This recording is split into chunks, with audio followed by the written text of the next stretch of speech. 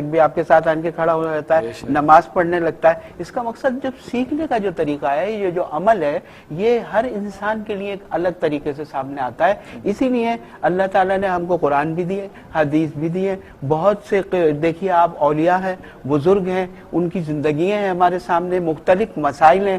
ہر انسان جو ہوتا ہے ایک نیا مسئلہ لے کے چل رہا ہوتا ہے, اس کا ایک اپنا انداز ہوتا ہے. اچھا مجھے ایک بڑا اہم معاملہ یاد آیا, میں مفتی صاحب سے چاہوں گا کہ وہ اس پہ گفتگو کریں, پھر عابد.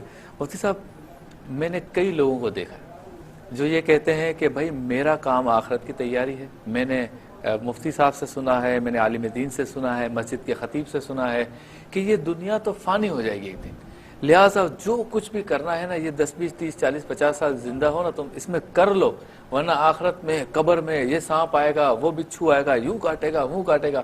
وہ بندہ کہتا ہے کہ میری ماں بیمار ہو تو ہوتی رہے, میرے بیوی بچے بھوکے مریں تو مرتے رہیں, میں نے جانا ہے تبلیغ پر, مجھے جانا ہے سال کے لیے, 40 دن کے لیے, 3 مہینے کے لیے, 6 مہینے کے لیے. دنیا دار جو لوگ ہیں نا, وہ اس بات سے بڑے پریشان ہیں. دوسرا بھائی ہے اس گھر میں, وہ کہتا ہے تم کون سی آخرت کی تیاری کر رہے ہو کہ ماں تمہاری مر رہی ہے, تمہارے بیوی بچوں کو میں کھلاؤں, برابر والا کھلائے, اور تم کہتے ہو میں آخرت کی تیاری کر رہا ہوں. اس کانسیپٹ کو آپ کلیئر کریں کہ اصل میں گھر کو چھوڑ کر آخرت کی تیاری کے لیے جانا کس حد تک صحیح ہے اور کون جا سکتا ہے؟ دیکھیے, یہ رویہ تو بالکل غلط ہے کہ انسان اپنے آپ کو عبادت میں اس طرح سے لگا دے کہ سب لوگوں کے حقوق تلف کر دے. نبی کریم صلی اللہ علیہ وسلم, خود غرضی نہیں کہیں گے, بالکل خود غرضی ہے, اور یہ نبی علیہ السلام نے اس کا رد فرمایا, اس کو کنڈیم فرمایا ہے. مسلم شریف کی حدیث ہے, ایک بڑا اچھا واقعہ ہے وہ, اور واقعہ نبی علیہ السلام نے صحابہ کرام کو سنایا ہے ایک قصے کے طور پہ, تاکہ اس سے سبق حاصل کیا جائے.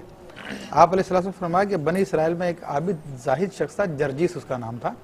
اس نے پہاڑ کی چوٹی پہ اپنی ایک کٹیا بنائی ہوئی تھی, ہر وقت اللہ کی عبادت میں مصروف رہتا تھا. یہ اس کو کمپیئر کیجئے اس شخص کو جو اپنے گھر سے نکل جاتا, جناب میں تبلیغ کے لیے جا رہا ہوں یا نیکی کے لیے جا رہا ہوں, سب کے حقوق تلف کر رہا ہے. صحیح.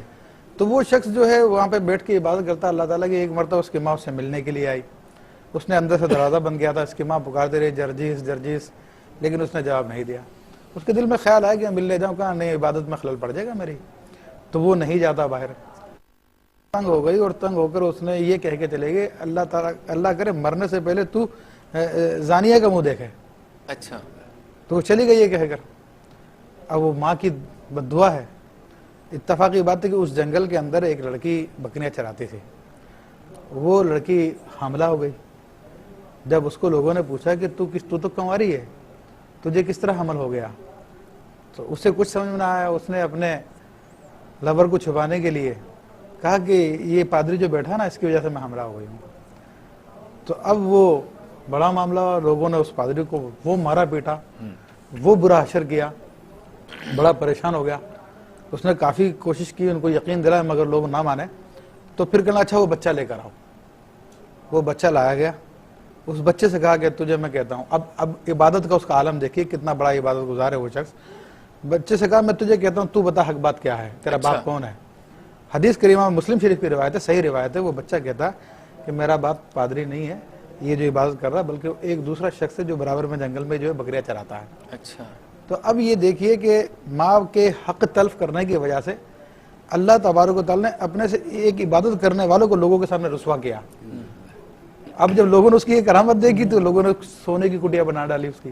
اچھا. لیکن بات یہاں سے کیا واضح ہو گئی ہے کہ ایسے شخص کی عبادتیں وغیرہ اللہ کے یہاں پہ مقبول نہیں ہوتی ہیں. پھر اس پہ تو مزید کھل کے ویسے آپ کہیں اس پہ کیا ہونا چاہیے. ایک کالر کو لے لیں, پھر آپ کی بات بھی سنتے ہیں, اور میں چاہوں گا کہ حمزہ علی قادری صاحب بھی اپنے جوہر دکھائیں اس معاملے پر. السلام علیکم. وعلیکم السلام.